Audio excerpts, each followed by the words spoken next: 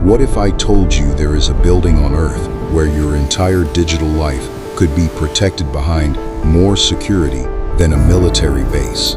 A place where the data flowing through your phone, your bank account, your medical records, your most private communications, all of it sits behind walls designed to survive explosions, earthquakes, cyber attacks, and even a direct assault by a hostile force. A place so locked down, so engineered for survival, that most of the people who work in the industry have never seen the inside of it. This is not science fiction. This is not a government black site from a thriller novel. This is a real building, operating right now somewhere on Earth. And today, we are going inside. We are talking about the most secure data center ever built, a facility that represents the absolute pinnacle of what human engineering, paranoia, and precision can create when the stakes are high enough. And the stakes, as you are about to find out, could not be higher. I'm standing outside the outer perimeter of a facility that took nearly a decade to plan and build. Behind me, you can see the first fence line, 12 feet of reinforced steel topped with razor wire. But what you cannot see is what's buried underneath my feet right now. A network of ground sensors that can detect footsteps, vibration, even the weight of a vehicle, trying to approach without authorization. And this is just the beginning. To understand why a place like this exists, you have to understand the value of what it contains. Because we live in an age where data is the most powerful resource on the planet, more valuable than oil, more strategically important than gold reserves. The data stored in facilities like this one includes banking infrastructure for entire nations, classified government communications, health records for millions of people, the intellectual property of the world's largest corporations, and the operational backbone of systems that keep cities running, power grids, water systems, transportation networks. If even a fraction of that data were compromised, corrupted, or destroyed, the consequences would be catastrophic, not just financially, physically. Think hospitals losing patient data mid-surgery. Think power companies losing grid management systems. Think financial systems going dark for entire countries. And here's the thing about data. It doesn't just need to be protected from hackers sitting at a keyboard. The threat is far more complex than that. The threat is physical. It's environmental. It's human. And it comes from every direction at once. This is why the most secure data center on Earth does not look like an office building. It looks like a fortress. Right here at the outer checkpoint, every vehicle entering this compound goes through what they call a vehicle screening station. The road leading in has a deliberately narrow approach with heavy concrete barriers on either side. Those are anti-ram bollards, each one capable of stopping a 60,000-pound vehicle moving at 50 miles per hour, dead in its tracks. Nothing with wheels gets inside this perimeter without authorization. And even authorized vehicles don't go directly to the building. They stop here, are inspected, and proceed only after verification. The perimeter itself is the first line of defense, and it is designed with military-grade precision. The outer fence is not just a fence, it is a detection system. Embedded within it are fiber optic sensors that register any disturbance along its entire length. A vibration, a cut, a climb attempt. The moment anything disturbs that fence, an alarm is triggered not just here, but simultaneously in the main security operations center deep inside the building. But the fence is just the beginning.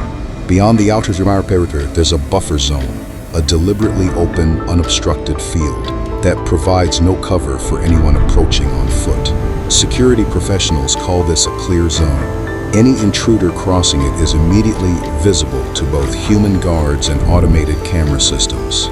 And those cameras are not ordinary CCTV. They are high-resolution thermal imaging units, capable of detecting a human body in total darkness from hundreds of meters away, operating continuously, day and night, in any weather condition. Now wait until you hear this. The surveillance system in a facility like this does not just record, it analyzes. Artificial process every intelligence algorithm in real time, looking for behavioral anomalies. A person moving at the wrong speed, standing in a location too long, approaching at an unusual angle. The AI flags anything suspicious and immediately alerts a human operator before a single step is taken toward the building. Here's the crazy part. In a standard high-security facility, security staff watch monitors and look for threats. In the most secure data centers on Earth, the AI watches the humans watching the monitors to make sure they are doing their job correctly. The system monitors the security team. I've just been escorted to the main entry gatehouse Pannon, and this is where I have to stop. Beyond this point, unauthorized recording is not permitted. But I can tell you what I'm seeing right now. There are 2 armed guards stationed here, with a 3rd positioned at an elevated post with a direct sightline to the entire approach road. The gatehouse itself has reinforced ballistic glass and a sliding vehicle barrier that can be raised in under 3 seconds. Nobody moves through here without a scheduled appointment, verified biometric identity, and escort. Nobody. Heat is the invisible enemy of every data center on Earth. Servers generate enormous amounts of thermal energy, and if that heat is not removed continuously, components fail, data corrupts, and systems crash. The cooling infrastructure in the world's most secure data centers is as complex and as critical as the servers themselves. Most advanced facilities now use a combination of precision air conditioning, liquid cooling for the densest server racks, and in some cases, free cooling systems that use the ambient, outside air or nearby water sources to reduce energy consumption when conditions permit. The cooling systems, like the power systems, are fully redundant. If a cooling unit fails, a backup takes over before the temperature in the server room has risen by a single degree. But cooling is not just about keeping things cold. It is also about controlling humidity. Too much moisture and you risk condensation on sensitive electronics. Too little and you risk static electricity buildup, which can destroy components. The atmospheric conditions inside the server halls are maintained with the same precision as a laboratory clean room. And then there is fire. In an environment where you have dense electronics, massive electrical infrastructure, and a facility that needs to stay operational at all costs, fire is one of the most terrifying scenarios possible. You cannot put out a data center fire with water. Water destroys the very equipment you are trying to save. The fire suppression systems in the most secure facilities use inert gas systems, typically a mixture of nitrogen, argon, and sometimes halon, that floods the server hall and removes the oxygen content just enough to extinguish flames without damaging the electronics. The system can be triggered automatically by early detection sensors that identify the signature of a fire in its earliest stages, before visible flames even develop. The response time is measured in seconds. One of the engineers here just walked me past the network access point, Nikeo, and I want to describe what I'm looking at, because it's remarkable. The fiber connections entering this facility don't come from a single cable. There are multiple conduits entering the building from completely separate directions, physically buried underground along different routes. So that a single excavation, a single accident, or a single act of sabotage cannot cut the facility's connection to the outside world. Redundancy here isn't a backup plan. It is the entire plan. The network infrastructure of a secure data center is as hardened as the physical building itself, because a fortress that can be digitally penetrated is not a fortress at all.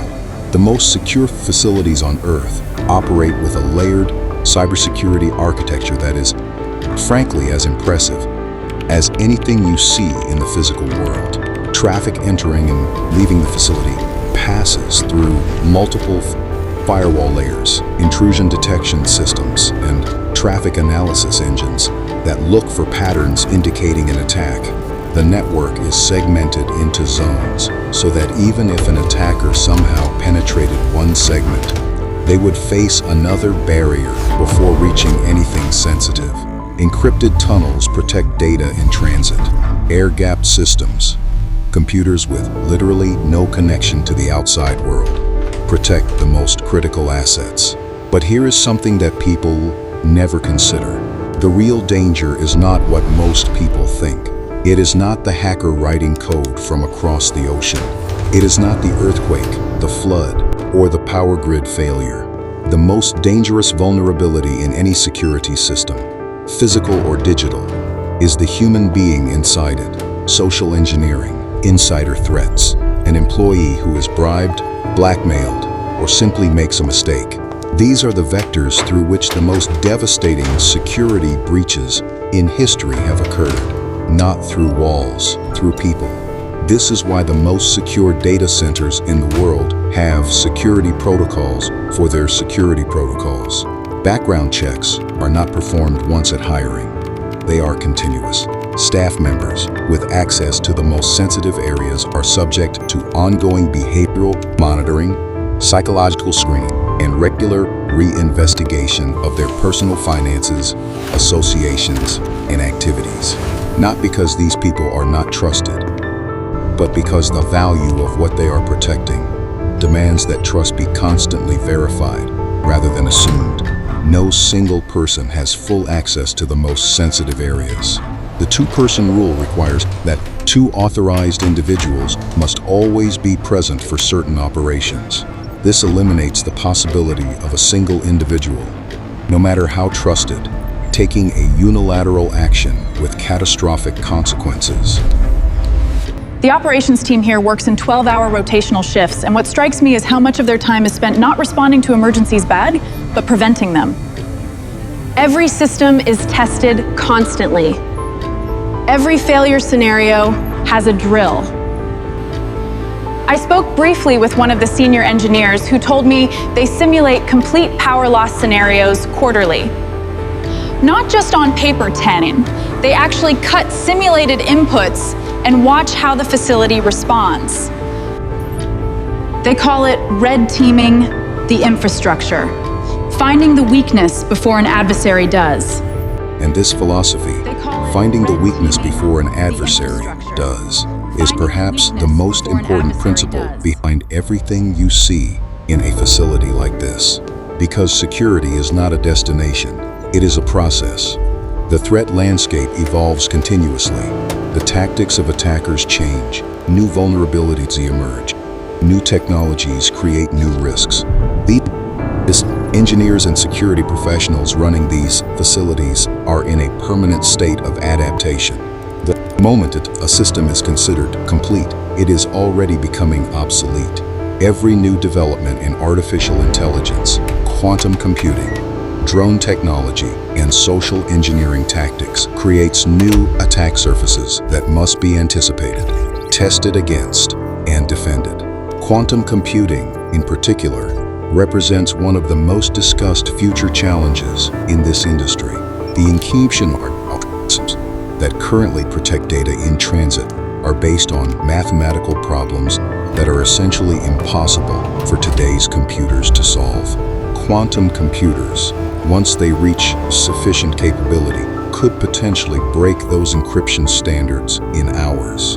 The most forward-thinking secure data centers are already preparing for this, implementing what is called post-quantum cryptography, new encryption standards designed to resist attacks from quantum systems that may not even exist at full scale yet.